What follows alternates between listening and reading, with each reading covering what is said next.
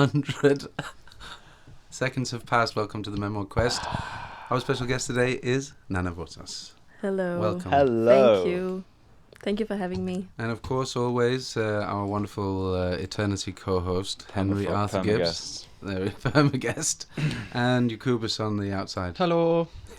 That's our little thing. The one little thing that we do every time. That's nice. So welcome to the Memoir Quest. Thank you. So, Nanna Bottos, I was just telling you about how much I like your styles. And like this thing that I have sort of a soft spot for it because, you know, to tell you the truth, I don't listen to a lot of music that kind of is in your styles. But I dig it. I have Thank you.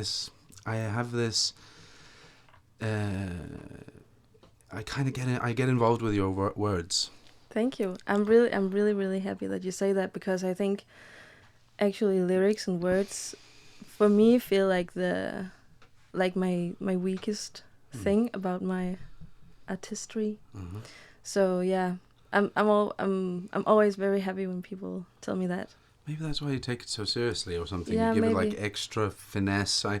Yeah. You know, personally, working with lyrics, I feel like my lyrical thing is always I have this idea, I'm just going to trust what comes out and I have to kind of get over if I think it's strange. So I often don't see myself as a very good craftsman in sort of the songwriting styles. With the lyrics or like in the lyrics, like I kind of leave that a lot up to some kind of divine power. Yeah, totally, right? But that doesn't mean that I don't hugely appreciate that the craftsmanship around a song, the way a verse, a pre-hook, and a beautiful chorus, like that thing that it stays around one theme, looking at it from different angles. My tendency is to 10 themes at a time or something. Yeah. But that's something that I've noticed in your music. Well, thank you. So how did you get into what's been your journey with music? Well, my journey with music has been, I've kind of taken the school way. I started music school and then I got into this talent, whatever course at the music school, and then like a preschool for the conservatory and then the conservatory at the end. So I've been, What I'm age a were very you schooled musician. What age were you when you started off in that talent thing? Maybe 13 or something. Okay, young. Yeah. So and then I've always written songs, but at some point I actually thought I was going to be a musical performer because my Musical theatre. Yeah, musical theater. Nice. Because my first singing teacher, she was like musical singer. Yeah. And she was the first singing teacher I had, so I just thought, this is the truth. I just have to, do what she's saying. So I didn't know that I could be a pop singer or even write songs like that. So I had that idea for a couple of years, and then I started writing more songs. And it's just been a part of my practice since then, I think. Uh-huh. When did you have your first? Did you have a bunch of? Did you have bands when you were young, or and things? Yes. Yeah. I've had several. I think I started my first band when I was at the after school, the school you go to after your how do you say, public school, whatever. Uh-huh. Yeah. I started a band, but it was more like I started a choir, and then I just took song and then arranged them for voices, and then sang them harmonies with other singers. Yeah. When was that? That was in 2007. After school, yeah. 2007. So how old were you? That was just in the start? I was like 16, I 16, think. yeah. Yeah. After school is a thing, just to explain to you guys, it's like it's a thing that in Denmark you can choose to do, I think, from sort of like 8th grade or something like that, 9th maybe, 8th, 9th. And it's the translation is usually boarding school, but that has a different connotation in the international sort of world. Yeah, that's like a fancy place. So this is more actually sort of a socialist endeavor. Yeah. Created by a girl called Grundtvig, I think, right? Yeah. It's Grundtvigiansk. After school thing, which is just a thing of saying when the kids are around this age, they could all go and live together on this thing, and they all have these different duties they have to do, and we have different themes. So one school might be more, I'm a bit more about music, known for that. science, math. Is it like art. a camp, summer camp? No, it's after school. no. It's like a whole year you take. It's You- like Oh, it's a a year whole. of your Oh, You school. go and live there. Yeah. I see. Yeah. Yeah. And From what age? Kind of like 13, 14? No, No, I 15, think- 16, Yeah. 8th, 9th, 10th grade. Before you 15, go to 16. high school. Okay. Yeah. It's like a professional school. Right? Mm.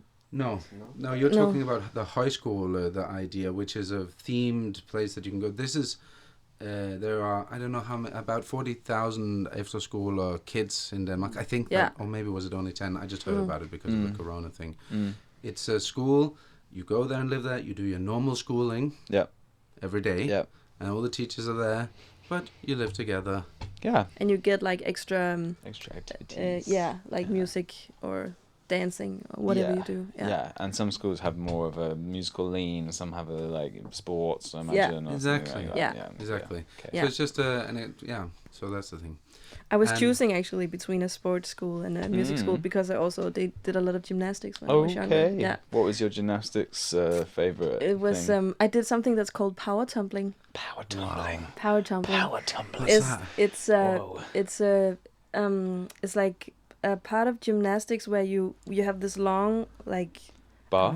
no, No. it's not a bar. It's like a how do you a lane vault? or Okay. A No, track. sorry. like a track. Yeah. It's a track. Okay. It's kind of hard, but it's long, and then you have like a series of jumps you do in a row. I think I might have seen this. Yeah. Yeah. And then you go to competitions and stuff. Yeah, so we did a lot of Did you power want, tumbling like- competitions in the weekends and stuff when I was younger. Oh, we're just getting a couple of pictures of Yes. power vaulting Here over we here. go. That was Tumbling. me. Power Can we tumbling. Hanging just- in the air. Power tumbling, Yeah, not vaulting. Can we just Cool. see a little video, please? Just a little video. Yeah. I was gonna say I'm sure I've done a couple of power tumbles.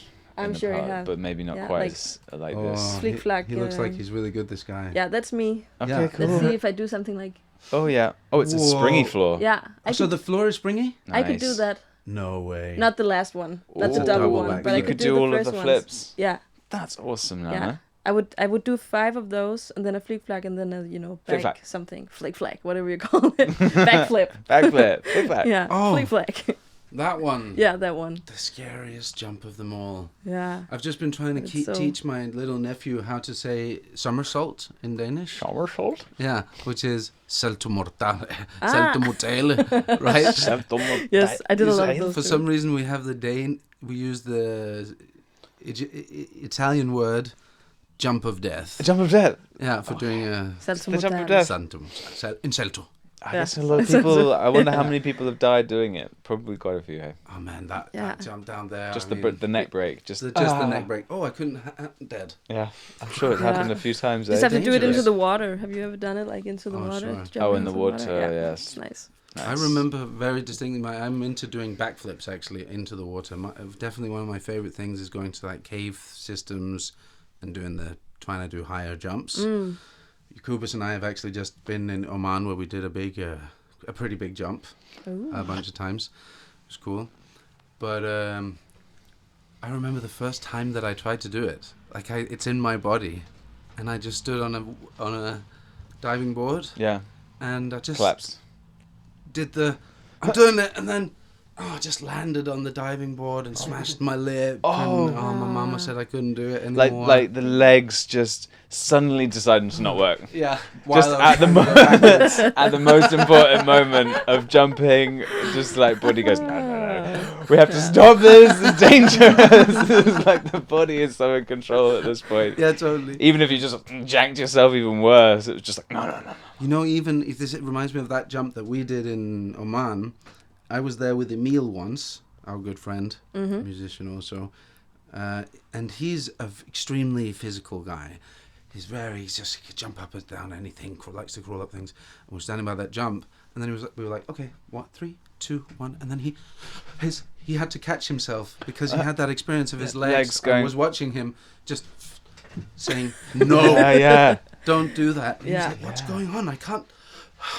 Yeah. Gotta take his The pulse. fear. The fear. Yeah. Yeah. His body couldn't do it. There must be a lot of fear involved Yeah. in learning that kind of tumbling. Yeah, definitely. When I was just on the edge of learning that double one in the end. The I end could do thing. it, but couldn't do it by myself.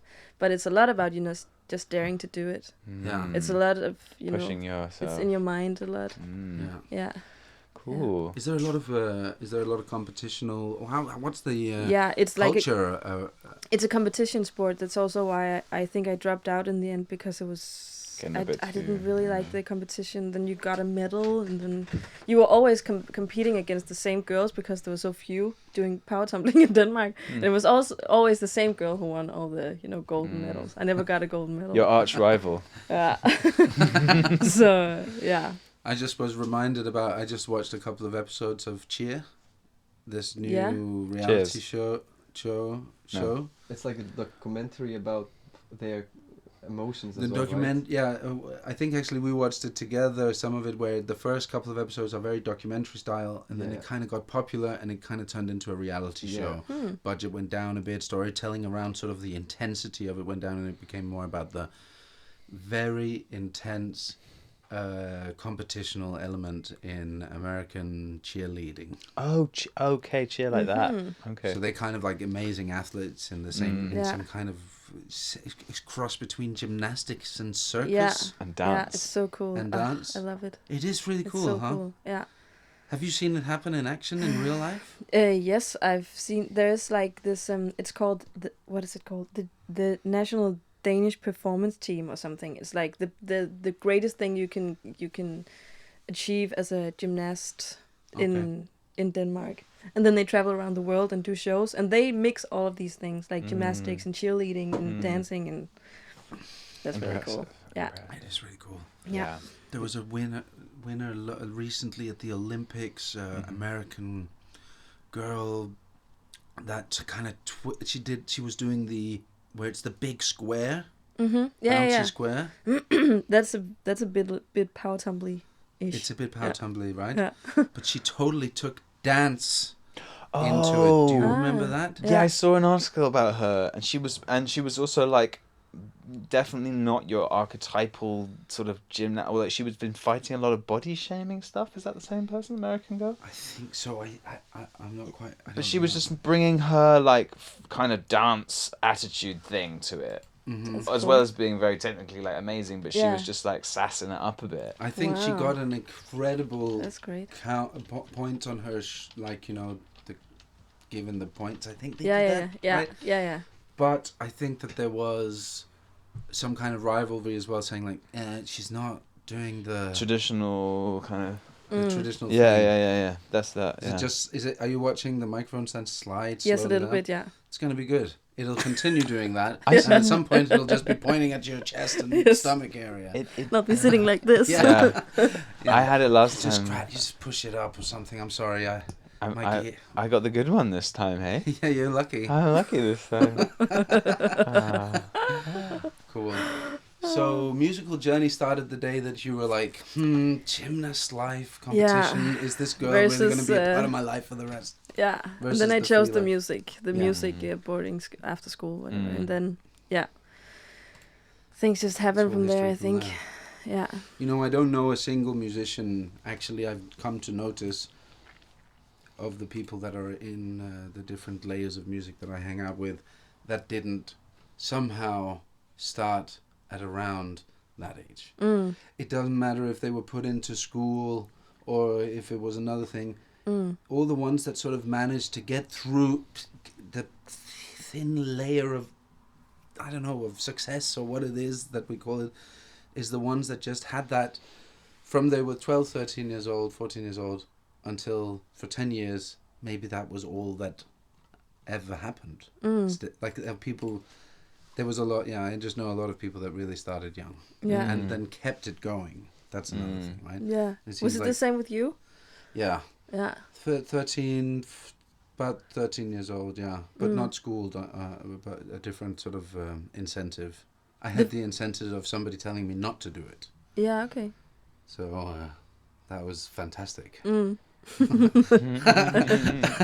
I went to school. I went to a boarding school of sorts as well. It was actually called a boarding school, the one that I went to, because it was a special school for kids that couldn't go anywhere else, or something like that. Special needs children's, as it was. Yeah. And they used to, if you didn't get up in the morning, you would have an hour that you had to go to sleep earlier. You had to go to your room earlier Okay. than everybody else if you didn't get up in the morning, just as a punishment. Mm. It just didn't matter to me because I'd just play guitar and sing. Mm. And then they said 2 hours. And I was like, still not totally worth it. So as long as I want, have a session in the evening. Yeah. And then they were like, what's going on? He doesn't care. 2 hours and then no electricity. Because they thought I was like just watching TV or doing something. Yeah. And I was like, no, it's a problem. Finally, they realised I was just playing guitar and I didn't care about it. And they said, no guitar. And That was no a real singing. punishment. Yeah. And then I just practiced only left hand. And I practiced my left hand skills. I just, Wow. nothing, it was just petrol for me to... Yeah, they were just fueling you up. Yeah, totally. With your And I was never endeavour. angry with them because I always thought like, we're just playing this game here and I'm not going to get, it's not a problem. And then in the end, I actually think they kind of realized then that I was actually just playing guitar all the time and kind of came and talked to me about that and were up for it in a way. Yeah, music was definitely Nice. always, since then, it was an everyday thing. Yeah. Was it that for you too? I think it was. I also started taking piano lessons and stuff, so I started writing songs on the piano and Yeah. so it was. Especially after the after school. Sure. I did it a lot. It becomes also quite identity creating, Yeah, right? yeah.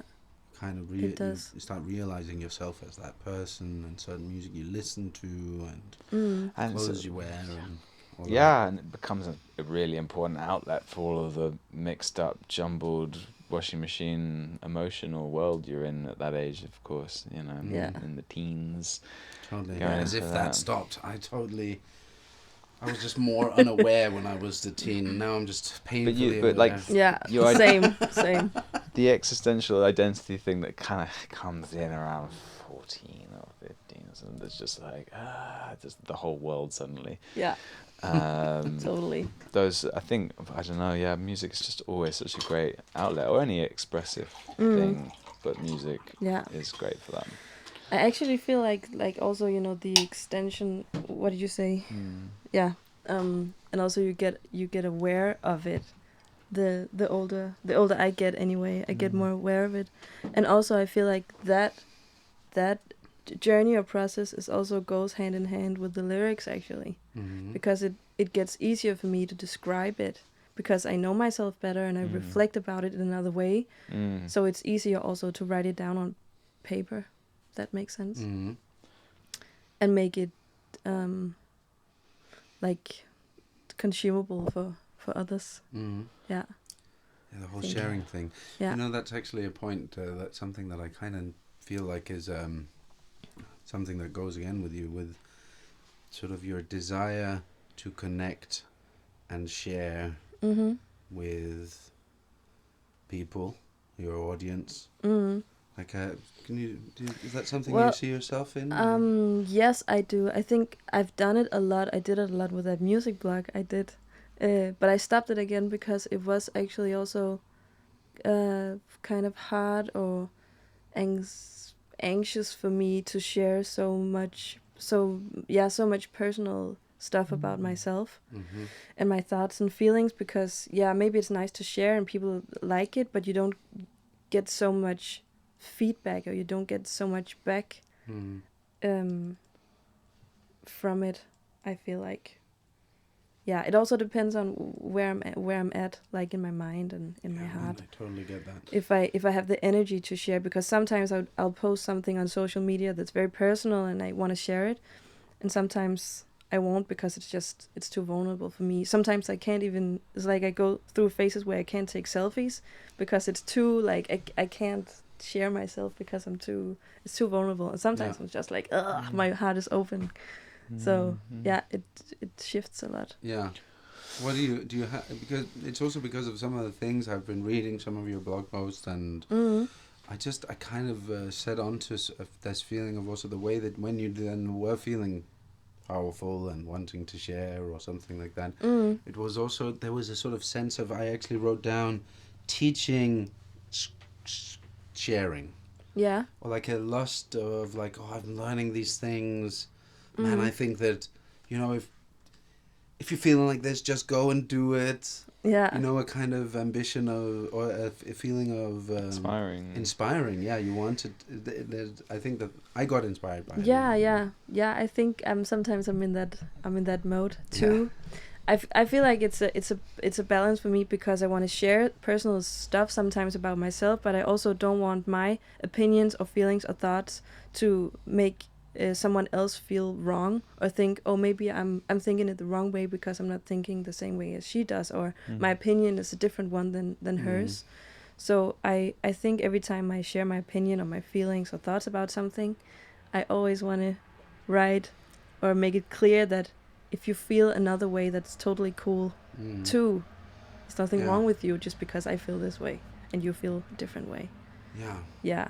So maybe that's... Well, that seems like a universal truth, to tell you the truth, that I think that a lot of people have a hard time dealing with which is the thing of just saying, I'm clearly stating my opinion. Yeah. And I need to just, or it's like, it doesn't mean that your opinion is not valid. Yeah. And fine, taking ownership and responsibility of your experience, not because of what somebody else is doing, right? Yeah. It's because of what you're feeling and because of you. Maybe even trying to deal with then that you actually do sometimes they don't agree. Or when you put yourself out there, you're out there for scrutiny. You know what? I really liked you had like this little thing, 1, 2, and number 2, I remember in a little sort of like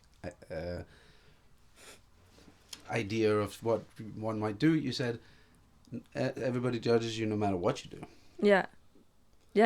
And so in that sort of sharing aspect of that, that's something that's really on my mind a lot, because I really feel like you can't do anything right sometimes when trying to be a public person. Yeah, and I think I actually saw a post the other day. This woman I follow who's called Ekaterina, she made a post, and she said she had used so much time trying to be what she thought others wanted her to be, and she got judged for it. But then when she's herself, she's also getting judged, and it's so much nicer to get judged from being yourself than being judged for being someone else, because then it just feels like a double failure in some way. And when you really have a strength and a conviction that you're... Thank you. The soft microphone stand. Okay, so but what that thing of if you have the genuine connection with your thoughts, there's also a part of that has to cultivate staying there, even though you get judged, get asked, get seen wrong. You have to cultivate a strength of staying with that place. Then you can it's like it's hard though to give authentically without a little bit of fear as well. But how do you best deal with that fear, right? Imposter syndrome is a thing also. I pinged on that in one of your blog posts. Can you tell me how does imposter syndrome come into your life? Well, imposter syndrome, there's a lot of things that come into my mind now that we're talking about this. But imposter syndrome is also, imposter syndrome is a phenomenon that's that hits mostly like the most bright or intelligent, talented people who think that they aren't as good as they really are. Like they're afraid that people are gonna find out they're fraud, or they're just faking it or whatever. They're gonna find out like 2 minutes that I'm not as good as they think I am. So it's not a fancy term for like so low self-esteem. It's like a psychological term actually, and it's 70% of all people have imposter thoughts. Sure. I'm reading a book about it right now. It's very it's very fascinating, also because there's many different like subjects about it, ways that you cope with it, stuff like that. For me, I think the thing I'm working on at the moment, or I'm finding out, is that I'm actually not that good with criticism, and I feel like it's a part of imposter syndrome when people say something they don't like or give me criticism because my mind or my feelings think that it's because they don't like me, or if someone arguing with, or how do you say, they disagree with me, it's because they don't like me. They don't like me as a person. But it doesn't have something to do with me. It has something to do with this out here.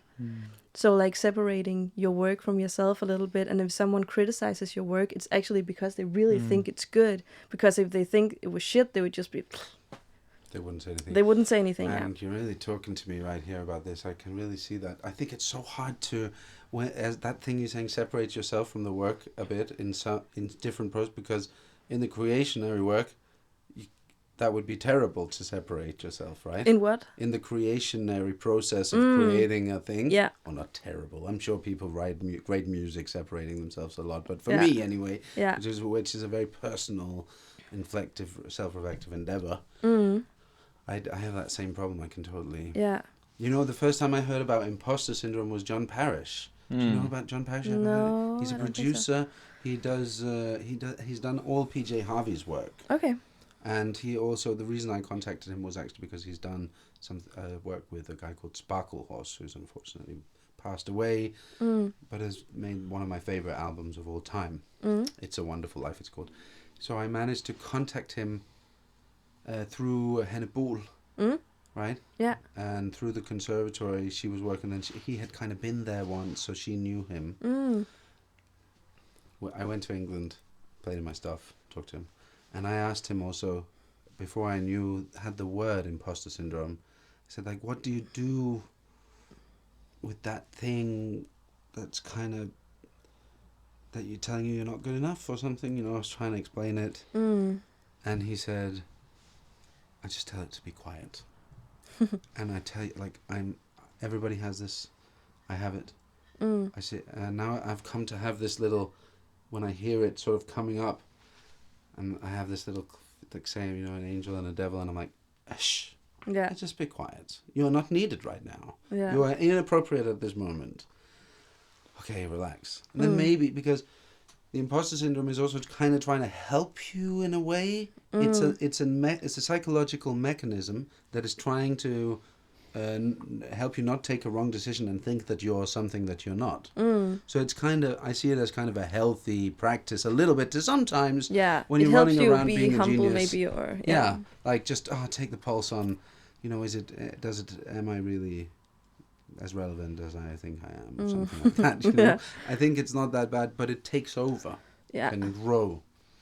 So I think a practice of whipping it into submission and saying, like, I'm in control here. Yeah. I'll use you when I need it. Yeah, that totally makes sense. And it's a process, I think. Definitely. With all that, you can just say, you just say shh, and then it's gonna go away. It's like it's a long process, you know, working with your feelings and your thoughts.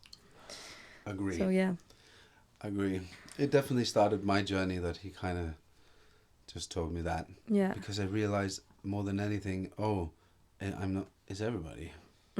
Yeah, it's so many people. Yeah. So many artists, especially. And also very like bright people. She talked. I've done an online Q&A with a woman called Dr. Valerie Young, who's an imposter syndrome expert. It's on RMC podcast, actually, if you want to hear it, where she talks about it, and she talks about this astronomy professor who's like a professor in like astrophysics, whatever, like really, really bright. And then he got his PhD, and he said, like, oh, it's nothing, you know, everyone could have done it. And it's just like, I don't think anyone could have done an astrophysics PhD, but it's just, you know, so funny to see that it's in all fields, and even though you're so bright and intelligent, you can still feel like, oh, you know, I'm a fraud. I just faked my PhD, like, yeah. Yeah, the institute, I don't know how they led me through. I just put some numbers. Yeah, but it's so stupid. Like, you can laugh about it, but then it's like a real feeling. It's so, it's a funny phenomenon. Yeah. I was interested in how you were saying that in some cases, or in all cases, it's not necessarily due to a lack of self-worth, this Mm. imposter syndrome. Because I was always just equating like, okay, the not feeling worthy Yeah. being the kind of like, oh, shouldn't be here, or something, the Yeah. imposter feeling. Mm. But you saying that it wasn't so much that. No, Maybe it's the not like psychology just isn't like- a fancy word for low self-esteem. It's like a psychological phenomenon. It's like, I just want to say, disclaimer, I'm not an expert in this. No, but so I mean, we're just talking Sounds about like it. that book's really Yeah. interesting though. But that you're it's reading. but yeah, it's so maybe the reason you're thinking about it is maybe because you're one of the person that don't have imposter feelings, because the 30% who don't have imposter syndrome are maybe the people who get these thoughts but just think like, well, I can't get them all, or aren't I allowed to be shitty at 10 things and then be really good at 3 things, or Okay. Yeah. that's aren't what I you mean. allowed to make one mistake, and Mm. I can't be perfect all the time. Like, have healthy thoughts about these like imposter things that Yeah. comes into your mind. Where people with imposter syndrome are like, I have to be perfect all the time. I have to write a good song every time I sit down and write a song. I have to get a good grade every time I go to an exam. Yes. Yeah. Yeah, I see. It's that kind of like, it depends on what Yeah. each person has their own makeup. And how with you this thing. frame your thoughts. Yeah, And how you, exactly. yeah. But I can see for someone like yourself seems to have a very authentic, honest relationship with your music, with your art, with your expression. There's this like, when you have to share it on a big stage with people, it's a much more vulnerable place, so that the criticism feels like it's kind of like about you and your life, and like that it's not good enough or something, or that it's not interesting enough. It's quite a precarious place. Yeah. But for you, it seems like that's what you do. You have to be authentic. You have to be honest with the way you make your music. Yeah, I feel like that. Yeah, I think I've had some like songwriting courses and stuff where I had to write a song about a specific topic, or I had to write it in a specific way, like in a frame where it didn't really have anything to do with myself. And I think I've just found out along the way that I can't feel a song if I can't relate to the feeling, or if I can't relate to the situation or something. So it has to be personal for me to feel it, so other people can feel it as well. Cool. I like Yeah. that.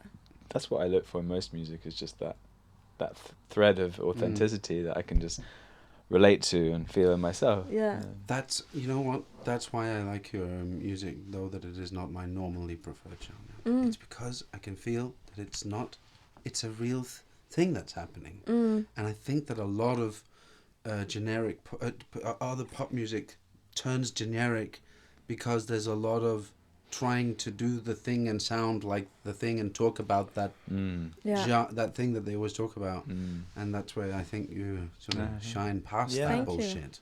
Thank you. Very cool. So I'm happy. making yourself open like that, it's vulnerable, but you can connect with a lot of people. So it's really is great. It's worth it. I hope so. I wonder why that's why we're such good friends. Maybe you don't have. Maybe I'm just have imposter syndrome, and you don't. I'm in the 70%. And that. And you're in the 30%. You've got 30. You're the 30. Oh, I'm in- He's so Oh. you're special. You're unique. special. That makes And sense. you're kind of balancing out and giving me also, Mike, relax about that. You don't have to be good at everything all the time. Yeah. Oh, yeah. Yeah. Maybe. If Henry thinks that, just relax my brain. Yeah, that's good. I can wave the wand. Yeah. Oh, Hedda.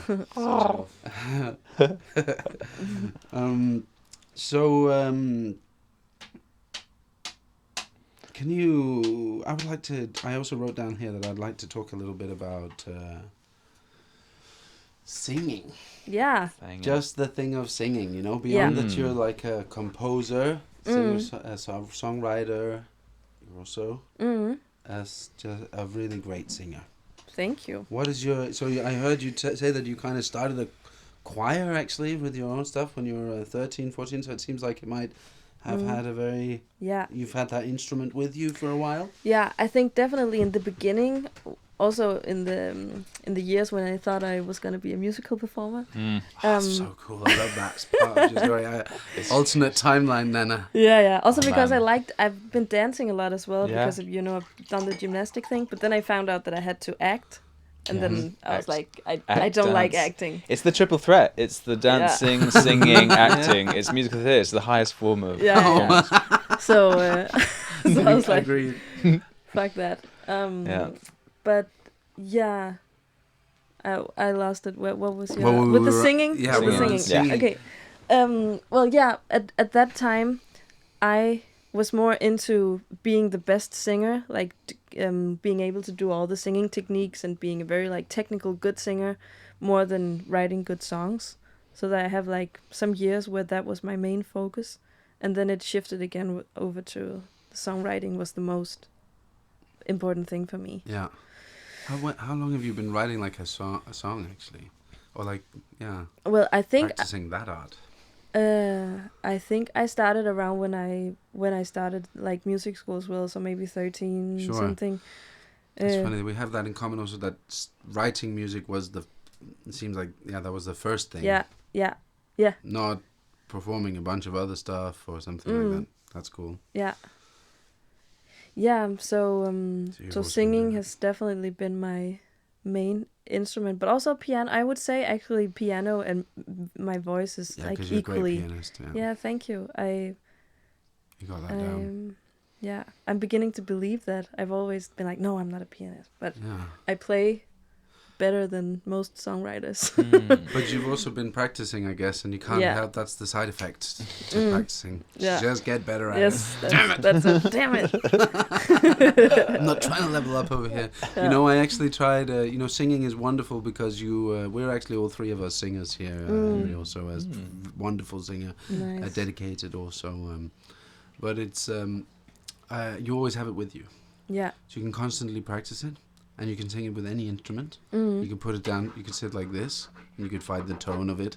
You can, it's.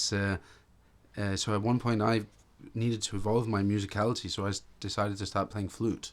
Because there was the one thing that I couldn't sing at the same time, because otherwise everything became an accompaniment to that. I tried to be better at percussion and things, and I was singing, It was just always about accompanying my singing voice. Yeah. And I wanted to get a broader perspective, so I started playing flute. Cut off the voice. So cool. Yeah. So now I've been That's playing really flute for nice. many years, actually. Yeah. How's that And, going? It is connected so I'm much great. I with actually your still get singing. calls every now and again from people that know me from as a flutist. Really?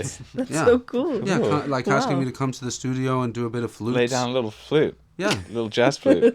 yeah, and I Yeah. play kind of Lay like down little flute. electric guitar flute. Yeah. I do things like like that's kind of my. I don't know why that's what comes out on like Eastern European flutes Yeah. that you have to have in your mouth.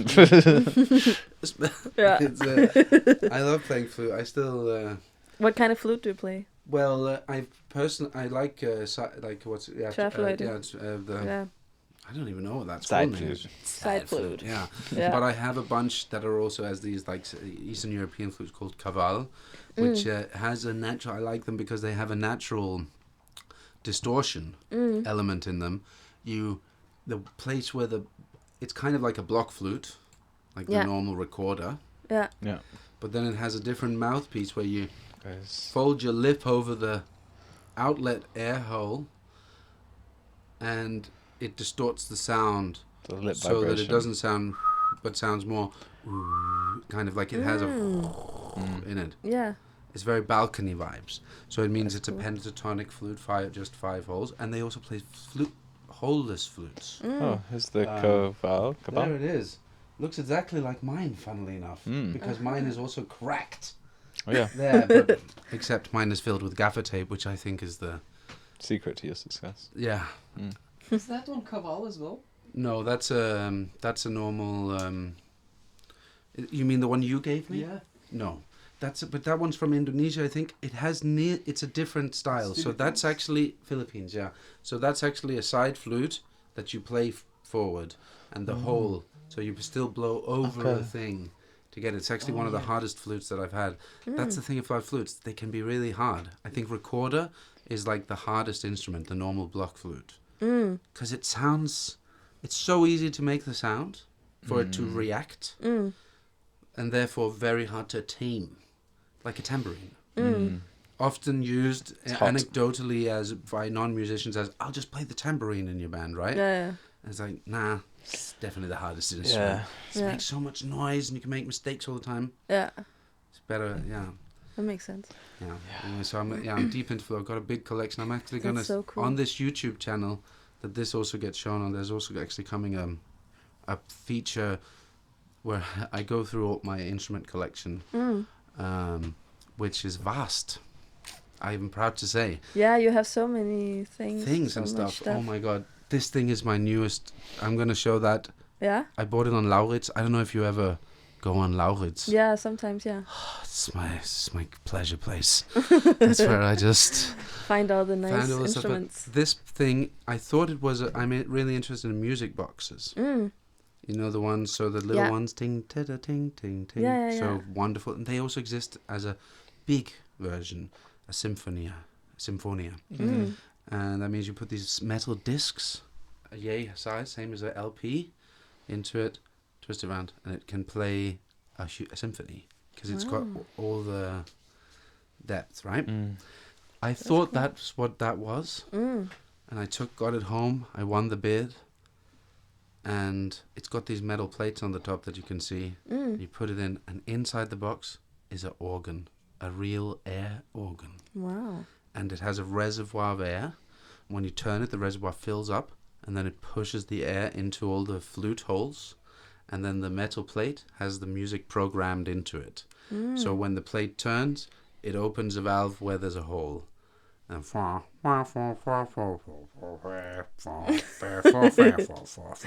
kind of music. Yeah. Wow. So I'm planning to amazing. write my own music for those metal plates in Egypt, where I spend a lot of time, and it's kind of more accessible, easy to metal works and special needs. Wow. Yeah. That's great. Yeah, I'm into that instrument part. Yeah. That's for sure. I have a. So do you have piano? Your own piano as well? Yes, I have an acoustic piano at my parents' house. Uh huh. I just have an electro piano at home. I'm missing a bit of an electro. I have a grand piano standing in a culture house that I've lent to them. I love the piano. Yeah, me too. So nice. I got the grand one to be able to tamper it. You know, do the that whole prepared piano. Prepared piano, yeah. Yeah, so the grand one is easy to get to. Yeah. And man, I worked a little bit together with a Norwegian composer called Daniel Dale. He really has the lowdown on deep preparing of the piano. For people who don't know, preparing means that you look into the grand piano and you put things into it or between the strings that change the piano's sound. And he would always put lots of copper screws, like screw them in between the... A piano often has 3 strings or 2 strings in the thicker ones, and then screw a screw in between 2 of them. And it becomes a totally, like, nearly a gamelan-ish instrument, if you know that, like, bells. You can make the piano sound like bells. And it's very cool. Yeah, it's very cool. It is. Remember that project that when I first saw you, and I just fell in love with it and got all excited? Was this guy I remember you Victor? said, I'm flabbergasted. I'm flabbergasted. That's what I I felt flabbergasted. This is good. I was flustered. Love that feeling. It was really great. That was with... Do I remember that his name was Victor? Yeah. Tell me all about Victor, please, and your project. Victor. And is that still existing? No, it's not still I'm sorry, existing, unfortunately. Jump over that one. So yeah, but it was a nice project. We really had fun together, and we made some great songs. But I think actually at that point, I was still very much in my process of writing lyrics, even though So there were some of the songs I didn't feel they were strong enough, and it was even though I've started my own band at the after school and stuff, I've also, gotten into bands where people have just asked me to join, which is cool. But I think I just, with Victor's and my music, it was also his like aesthetics that I was just invited into. Mm-hmm.